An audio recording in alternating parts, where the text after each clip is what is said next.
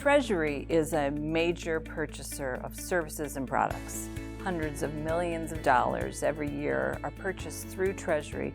And as I said, it's both products, it's services, professional services, construction services.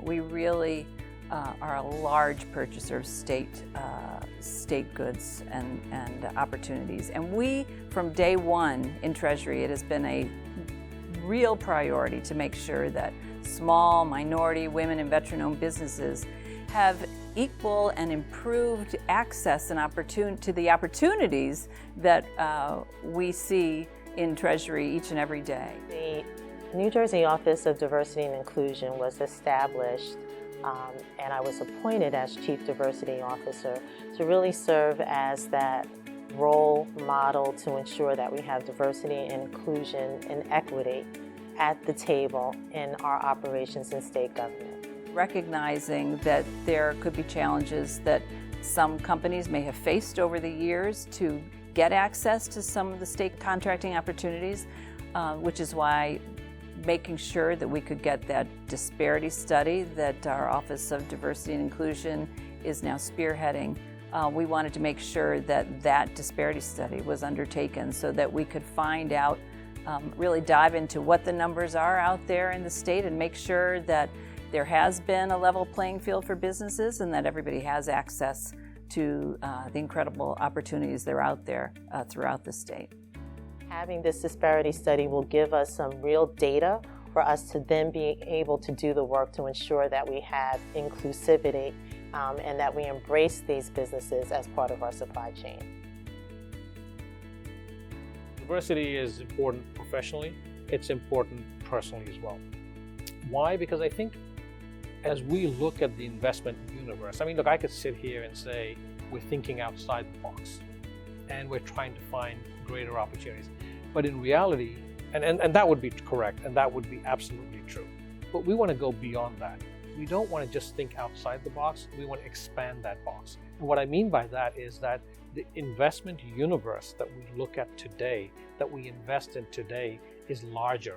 It's much more diverse. And so from a personal and professional perspective, I personally would like to see that universe expanded and in a long-term fashion so that we don't always have to think outside the box, because in reality, the box is much bigger now. So if we're looking for the best talent, whether it's internally building our teams or whether it's allocating to outside firms, we want to make sure that we are looking at the larger universe and that larger box, if you will, and to be able to make sure that we have inclusion in there so that we're not missing out on opportunities. Certainly there are parts of the marketplace that sometimes can be overlooked. So specifically, I'm looking to find more minority and women business enterprises that can manage more money on behalf of our pension beneficiaries. Again, we're looking for the best returns possible, and no part of the marketplace has any kind of monopoly on talent.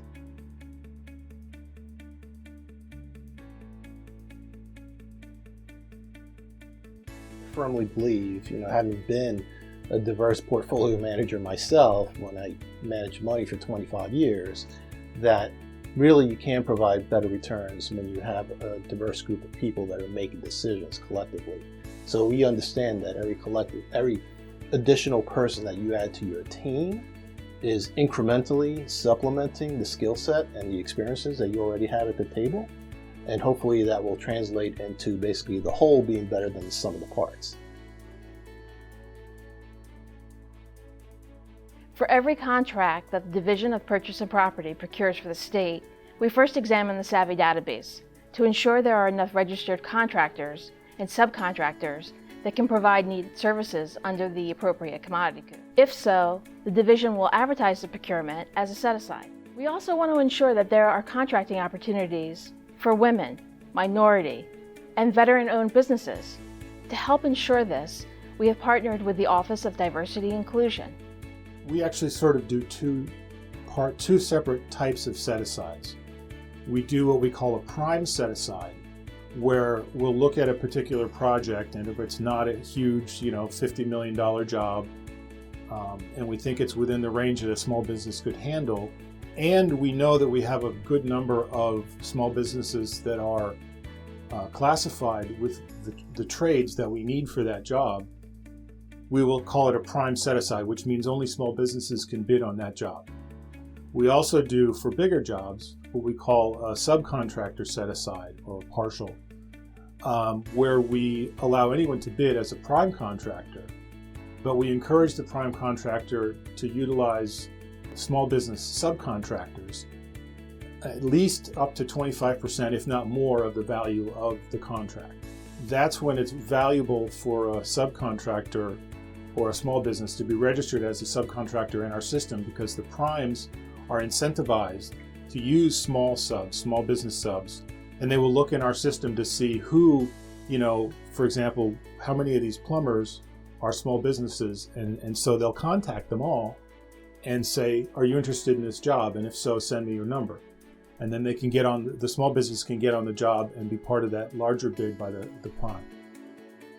Well, the Division of Property Management and Construction worked with the EDA to put together 3 different networking events. Unfortunately, the last event was for March 2020, and right as the COVID came in, we had to cancel the event. However, we were successful at 2 other events, October 2018 and April 2019.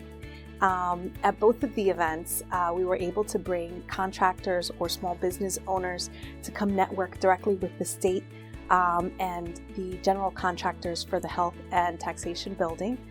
We had a great turnout at each of the events with wonderful questions from the public on how to get involved with the state, how to do business with the state. At the October 2018 event, we booked the room and we exceeded the capacity that we had available. Same thing for the 2019 event, and we were preparing for the 2020 event to have it at a much larger venue. I would say that they were successful because of the numbers that we got as well for the projects themselves. We've been able to reach over 50% participation from small, women, minority, veteran business enterprises. And so besides them understanding how to get involved, the results have also proven that they were successful events. One of the things that we launched was the Garden State Minority Women Veteran-Owned Business Summit. That was the first time that we had in this state in one place representatives from all of our state departments, our authorities, our state colleges and universities, and we also invited our private sector neighbors here in the state, their procurement professionals, to be there in one space, and we invited the diverse business community to come. And it was wildly successful in that we had over 1,000 people in attendance. We had the day filled with panels and workshops from aspects to capital here in the state. What are some of the resources to provide you with that? The ABCs of public contracting. We had booths that were set up so that the business owners would be able to meet one-on-one and get in front of the faces of the decision makers in their respective departments and agencies as it related to purchasing goods and services.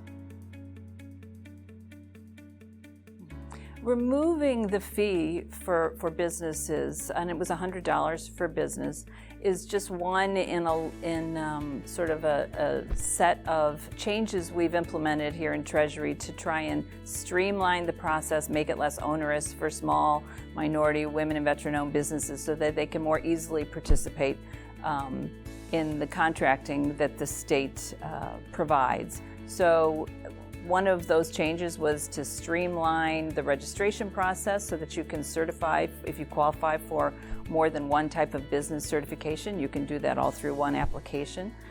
We've also reduced the number of times that you have to certify, so it's not every year, it could be every 3 years. Also waiving that $100 fee is an effort to try and make it easier and encourage more small minority women and veteran-owned businesses to participate, because we are such a huge purchaser of goods and services in this state. Reach out to us. Reach out to us. The Division of Property Management and Construction has a unit specific for subcontractors, and as well as architects and engineers. Our phone number is available on our website, and we're extremely helpful. We know that the process for becoming certified as a contractor can be very confusing and lengthy. The form is very lengthy, and we ask for a lot of records from the business itself. And so the first thing is reach out to us. Let us know that that's what you're interested in doing, and we'll walk you through as much as we can. Improving access and opportunity across the board for New Jerseyans has really been a priority through my career.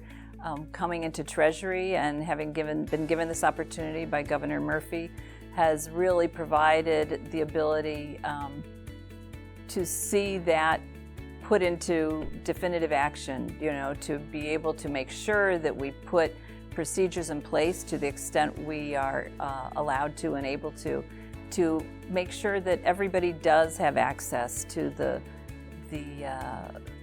hundreds of millions of dollars that the state spends every year. When it comes to diversity, inclusion, and equity, diversity is, of course, making sure that there's a diverse group of people. Inclusion is basically allowing for those people to have a part in the decision-making process. And, of course, the equity part is just making sure that people are equitably benefiting from those particular efforts that are taking place throughout society.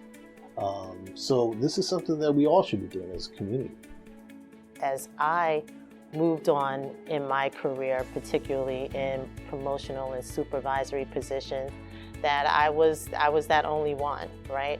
Representing womanhood in law enforcement, representing a person of color, and understanding the importance of that.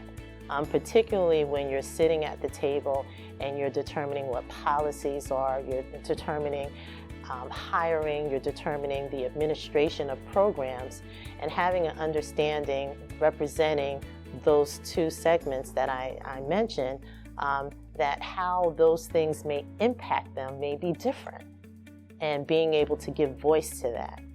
So diversity and inclusion have value. They bring that understanding because, particularly in the state of New Jersey, we're the fourth most diverse state in the nation.